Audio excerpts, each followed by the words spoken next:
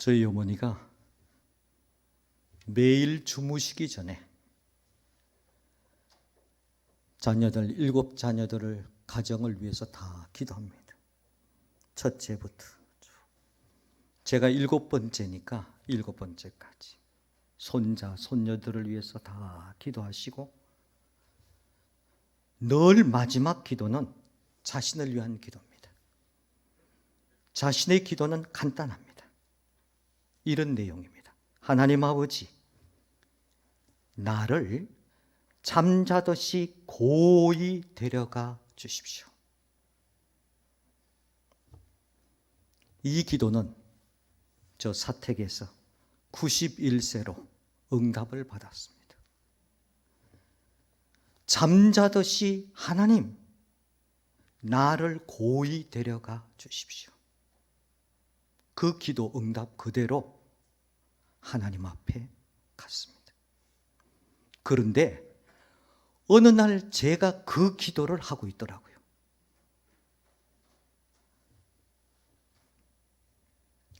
오늘 시편 23편 6절입니다. 내 평생의 선하심과 인자심이 반드시 나를 따르리니 내가 여호와의 집에 영원히 살리라. 여호와의 집에 영원이라는 구절은 시편 23편의 시의 최고 절정의 말씀입니다. 다윗은 이 말씀을 붙들고 어떤 고난 속에서도 이겨낼 수가 있었던 것입니다. 여행할 때마다 늘 경험하는 바입니다. 아무리 좋은 곳을 다녀도 돌아갈 집이 있기 때문에 여행이 즐겁습니다. 과거에 경로대학 학생들 제주도 수학여행 갔다가 늦게야 딱 도착해서 아이고 풍기 땅에 왔다 그러면서 하시는 말씀이 그래도 집이 좋다. 학고방 같아도 내 집이 좋아. 아이들이 놀이터에서 신나게 놀다가도 귀가 시간이 되면 모두 집으로 돌아갑니다. 돌아갈 집이 있다는 것은 참으로 행복한 것입니다. 하나님을 믿지 않고 기독교를 강하게 비판한 철학자 가운데서 장폴 사르트르라는 사람이 있습니다. 인생 말년의 병상에서 그가 기록한 내용이 이렇습니다. 죽음의 절망이 나를 유혹하러 오고 있다. 두렵다. 외롭다. 도망치고 싶다. 내 눈에 보이는 이 세상은 악하고 소망이 없다라고 이 사르트라는 철학자의 노년의 삶의 절규입니다. 그는 노년에 폐부종이라는 병으로 병원에 입원을 했습니다. 하루는 의사가 그에게 와서 당신의 임종 시간이 가까워왔다라고 말했을 때 이 철학자는 의사를 향해서 욕을 하면서 물건을 던지기 시작했습니다. 왜? 죽음에 대한 공포이기 때문입니다.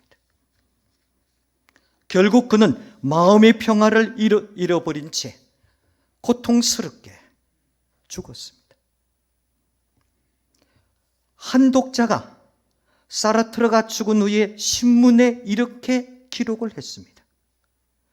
사르트르는 분명히 신앙인이 아니다.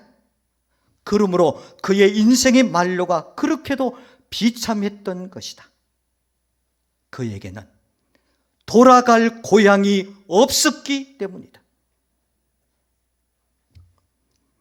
1980년 4월 15일 날 그는 돌아갈 고향이 없어서 죽음의 고통, 절망했던 것입니다.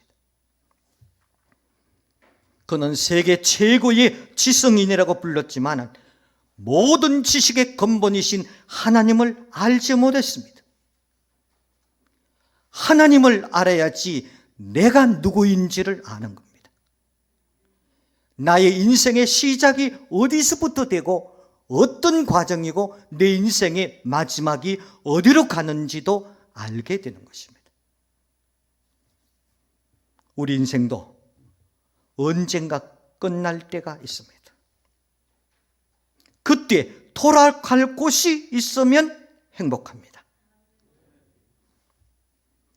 누가복음 15장에 나오는 탕자 비유에서 탕자가 밑바닥 치고 인생을 헤매고 벼랑 끝에서 떨어졌지만은 탕자는 돌아갈 집이 있어서 모든 문제가 한순간에 해결이 다 된 것. 그의 굶주림도, 그의 외로움도, 죽음도 한순간에 해결이 되었습니다. 다윗은 우리가 돌아갈 영원한 집을 오늘 소개하고 있습니다. 그는 인생 우여곡절을 너무 많이 겪은 사람입니다. 다윗은 내가 어디서 왔고 내가 어디로 가야 하는지를 정확하게 알고 있었습니다. 아무리 푸른 풀밭, 잔잔한 물가, 쉴 많은 물가로 인도를 받아도 지상의 삶은 한계가 있었습니다. 지금 우리가 발을 딛고 있는 이 땅은 우리가 영원히 머물 수 없는 곳입니다. 다윗은 우리를 종착지로 안내를 지금 하고 있습니다.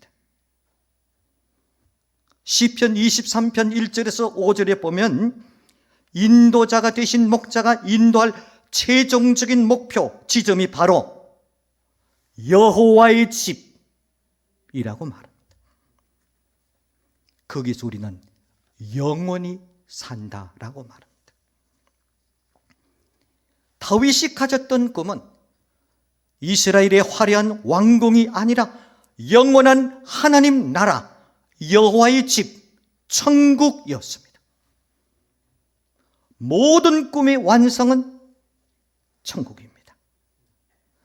천국은 온 성도들의 기도의 응답의 끝입니다.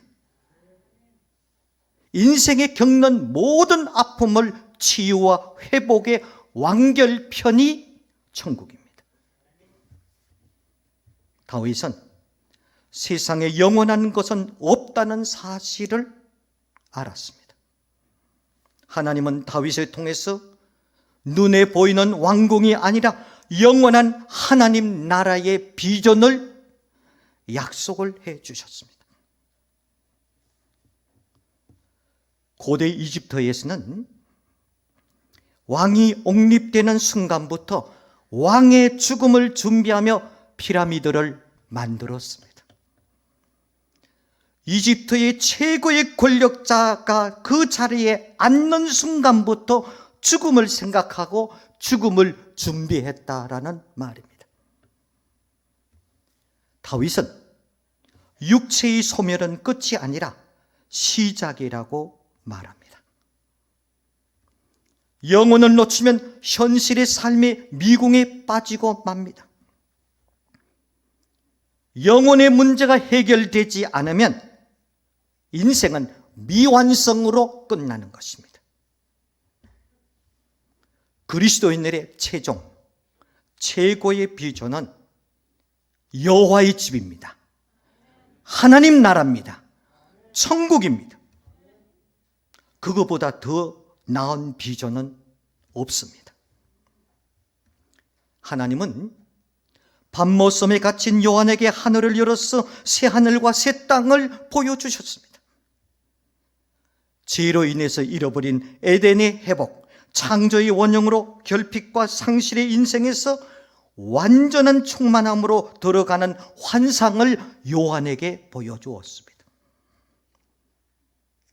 예수 믿지 않는 세상 사람들은 죽음을 모든 것의 상실이라고 말합니다. 아니, 죽으면 끝난다라고 말합니다. 죽음처럼 잔인한 폭도는 없어 보입니다. 한순간에 모든 것을 빼앗아 가버리는 죽음은 절대 권력입니다. 그러나 성도는 죽음에 대한 분명한 태도를 정리하고 살아야 됩니다. 나이 들어 죽음이 가까웠을 때 죽음을 정리하는 것이 아닙니다. 항상 준비하고 정리하고 있어야 됩니다. 왜? 죽음은 나이와 상관이 없습니다. 죽음이 언제, 어떻게 우리에게 다가올지 아무도 모릅니다. 죽음은 불현듯 우리에게 찾아오고 우리를 떠날 때는 황급히 떠나는 것입니다. 기억하시기 바랍니다. 예수 그리스도 안에서는 억울한 죽음은 없습니다. 억울하다라는 말은 지금보다 못한 상황을 당하게 될 때 비교하게 돼서 느끼는 감정을 말합니다. 그러나 그리스도인의 죽음은 천국으로 들어가는 출입구입니다. 잠시 눈을 감았다 뜨면 천국입니다. 천국은 그리스도인의 소망의 완성인 것입니다. 더 이상 소망할 것이 없어지는 것입니다. 그러므로 그리스도인에게 영원한 죽음은 없습니다. 억울한 죽음은 없습니다. 억울하다. 왜? 억울한 곳은 아니기 때문입니다. 천국, 기쁨이 있는 곳입니다. 우리가 사는 동안 하나님의 위로를 받습니다. 그러나 참된 위로는 천국인 것입니다. 천국은 우리들의 모든 눈물을 씻어주는 것입니다. 더 이상 결핍이 없고 애통이 없는 것입니다. 천국은 모든 상실과 고통에서 완전히 보상입니다. 전도서 3장 11절 말씀에 보면 하나님의 모든 것을 지으시되 때를 따라 아름답게 하셨고 또 사람들에게 영원을 사모하는 마음을 세팅하셨다. 심어주셨다. 인간들에게 영원을 사모하는 마음을 만들어 주셨다는 겁니다. 솔로몬은 세상의 모든 끝을 본 사람입니다. 부와 명예와 권력과 쾌락, 심지어 지식의 끝까지 가보았습니다. 그리고 솔로몬이 얻은 결론은 눈에 보이는 현실이 전부가 아니라라는 사실입니다. 만약 솔로몬이 영혼을 보는 눈을 잃어버렸다면 솔로몬의 인생의 말년은 굉장히 비참했을 것입니다. 그가 영혼을 보는 눈으로 확인하고 사람들에게 영혼을 사모하는 마음을 주셨다는 전도서에서 우리에게 새로운 용기를 주는 것입니다. 믿음의 길이 뭡니까? 왜 예수를 믿습니까? 구원받기 위해서 믿습니다. 구원의 결론이 뭡니까? 천국 가기 위해서 예수를 믿는 거예요. 그러므로 믿음의 길은 영혼을 향해 걸어가는 삶을 말하는 것입니다. 영혼을 보는 눈을 잃으면 성도들은 즉시 길을 잃어버립니다. 영혼을 놓쳐버리면 신앙의 길이 없는 것입니다. 오늘날 그리스도인들의 삶에서 결여된 것 중에 하나가 영원한 하나님 나라, 천국에 대한 관심인 것입니다. 우리 신앙의 현세에 너무 기울여져 있습니다. 아니, 우리 신앙이 살아있을 때까지가 아니라 영원한 하나님 나라 이르기까지입니다. 기억하시기 바랍니다. 오늘 제가 말씀을 준비한 이유가 여기 있는 겁니다. 내가 예수 믿는 것은 이 땅에 살아있는 동안이 아니라 영원한 하나님 나라까지 우리의 신앙생활입니다. 많은 사람들은 지금 여기에만 관심을 집중하고 있습니다. 그래서 기도의 내용도 지금 이곳입니다. 하나님 나라에 대한 비전이 열리지 않으면 남는 것은 지금 이곳밖에 없습니다. 우리 인생의 많은 문제의 해답을 얻을 길이 없다라는 말입니다. 그래서 내세에 대해서 깊이 생각하는 사람이 현실을 진지하게 살아갈 수가 있는 것입니다. 천국을 보는 눈이 열려야 오늘 살아가는 삶이 달라집니다. 인생의 가치관이 달라집니다. 세계관도 달라집니다.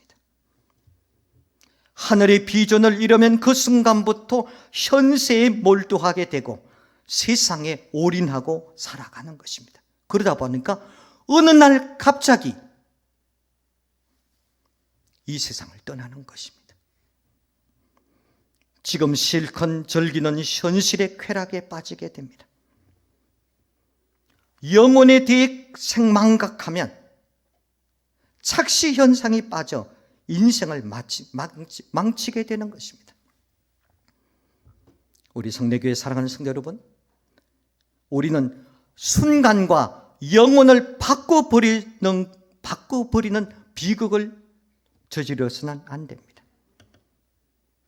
사라질 것에 모든 것을 바치는 것처럼 바보스럽고 어리석음은 없습니다. 사도 바울도 살짝 천국을 경험했습니다. 그러나 바울은 입을 다물었습니다. 이유는 인간의 언어로 설명 불가이기 때문인 것입니다.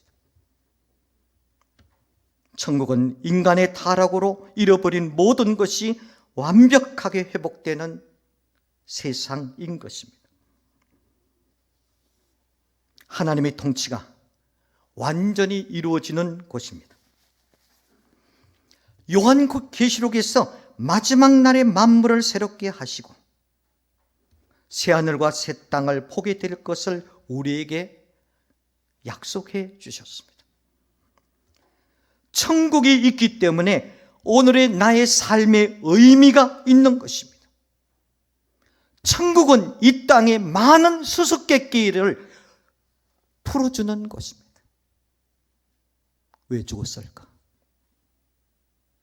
제가 본 책 가운데서 천국에서의 경험이라는 신비스러운 경험, 미국 사람이 쓴 경험에 보니까 사랑하는 외아들이 오랫동안 태어나는 순간부터 13년간 가량 누워서 세상을 떠났어요. 그 아픔은 이루 말할 수가 없습니다. 그러나 그 아들의 보고 싶음에 그가 경험한 영적 체험이 천국을 경험했는데 보니까 아들은 너무 자기가 표현할 수 없는 인간의 아름다움과 완전함으로 도리어 자기를 위로하면서 아버지 기다리고 있어요 라고 경험했다는 것입니다. 사랑하는 성도 여러분, 인생에 살아가면서 풀리지 않는 많은 문제가 완전히 풀어주는 것입니다. 다윗의 삶의 고통의 순간들이 있었습니다. 사망의 엄침한 골짜기도 있었고 원수의 목전에 서는 순간도 다윗에게도 있었습니다. 삶 속에서 힘겨운 일을 만났지만 다시 일어설 수 있는 것은 천국에 대한 소망이 그에게 있었기 때문입니다. 나이가 들고 쇠약해져도 낙심하지 않는 이유가 어디 있습니까? 손으로 만든 집이 아닌 하나님 만든 집이 있고 하나님 나라를 갈망하고 있기 때문에 사도 바울은 고린도후서 4장 16절에 이렇게 말합니다. 우리가 낙심하지 아니하노니 우리의 겉사람은 낡아지나 우리 속사람은 날로 새로워지도다라고 말하고 있습니다. 오늘 예배에 참여한 사랑하는 성도 여러분, 성경은 세상 나라는 언젠가 끝이 올 것이라고 분명히 말합니다. 세상 종말을 이야기합니다. 지난 목요일 20일 날 여러분 텔레비에서 봤죠? 미국의 핵과학협회에서 발표한 3년 동안 동일한 발표가 지구의 종말이 이제 100초 남아 있다는 겁니다. 60초가 1분입니다. 3년간 지속으로 인류의 종말은 100초이다. 오늘 우리 문제는 현실에 어려운 것이 아닙니다. 어떤 의미에서 천국을 놓치고 현실만 열심히 바라보고 사는 자체가 더 위기라는 말입니다. 우리는 예수 그리스도 안에서 천국을 소유한 자입니다. 천국을 소유하면 모든 것을 소유한 것입니다. 천국은 누구의 집입니까? 다윗은 여호와의 집이라고 말합니다. 주인이 누구십니까? 여호와 하나님이십니다. 이쯤 되면 더 말할 필요가 없습니다. 최상의 보장이 되어 있는 곳입니다. 천국에서 눈을 떼면 안 됩니다. 아무리 사는 것이 바쁘고 힘들더라도 우리는 이 세상의 길이를 이 땅에 선만 그것은 안 됩니다. 내가 갈 곳은 여호와의 집, 영원한 하나님 나라까지야. 그래서 예배에 참석하는 겁니다. 그래서 말씀을 보는 겁니다. 그래서 기도하는 겁니다. 히브리서 11장 말씀을 보면 믿음의 모든 선지자들은 영원한 하나님 나라를 사모했습니다. 영원한 본향을 사모했다라고 말합니다. C.S. 루이스의 말처럼 이 세상은 그림자에 불과한 것입니다. 우리는 이 세상의 모든 것을 성부를 걸어서는 안 되는 것입니다. 모든 것이 임시라는 딱지를 붙여 놓아야 됩니다. 이 세상은 임시입니다. 나그네입니다. 외국인과 같습니다. 우리의 본향은 하나님 나라입니다. 우리 그리스도인들은 영원한 하나님 나라를 향한 순례자라고 말합니다. 순례자는 가야 할 곳과 목적지가 분명한 자들입니다. 방향이 분명합니다. 목적지가 분명합니다. 우리의 목적지가 어디입니까? 하나님 나라, 천국입니다. 여호와의 집입니다. 이 사실을 놓쳐서는 안 됩니다. 만약 목적지가 분명치 않다면 그것은 순례자가 아니라 방황하는 자요 방랑자인 것입니다. 그러므로 순례자는 짐이 가벼워야 됩니다. 이제 욕심을 조금만 줄여야 합니다. 자칫하면 순례의 길에서 길을 잃어버릴 수 있기 때문입니다. 인생의 목적지에서 눈을 떼지 않아야 됩니다. 현재 나를 힘들게 하는 것들을 잠시만 내려놓고 눈을 감고 천국을 깊이 묵상하시기를 바랍니다. 그러면 한결 가볍습니다. 선한 목자는 우리 길을 잃지 않도록 늘 도와주십니다. 영원한 집에 도달할 수 있도록 이끌어 주시는 것입니다. 우리는 실패할 수 있는 인생의 결론을 가지고 있는 사람들입니다. 왜? 성경은 6절에 이렇게 말합니다. 내 평생의 선하심과 인자심이 반드시 나를 따르리니 하나님의 집요한 열심, 하나님의 끝없는 사랑의 추적은 우리가 실패하고 싶어도 할 수 없는 이유입니다. 하나님의 사랑의 추적, 하나님의 집요한 열심은 영원한 하나님 나라까지 우리를 인도하시는 것입니다. 천국은 신비입니다. 그러나 천국은 멀리 있지 않습니다. 아주 가까이 있습니다. 죽음이 멀리 있지 않는 것처럼 천국도 멀리 있지 않습니다. 우리 모두 가까이 있는 것입니다. 천국의 문은 이미 활짝 열려져 있습니다. 우리 믿음의 선배들은 이미 그곳에서 우리가 경험하지 못한 인생을 살아갑니다. 나의 부모도, 내 사랑하는 사람도, 내 친구도 그곳에서 우리를 기다리고 있는 것입니다. 우리의 목표는 아버지의 집에 누리는 영원한 안식입니다. 여호와의 집에 영원히 부족함이 없도록 인도하시는 목자의 임무는 영원한 아버지의 집에 이르게 하심으로 완성을 시키는 것입니다. 우리 선한 목자장 되신 하나님께서는 우리를 영원한 아버지의 집에 이르도록 우리를 끝까지 인도하시는 것입니다. 그러므로 하늘의 소망으로 가득 찬 삶이 넘치는 복을 누리면서 살아가는 것입니다.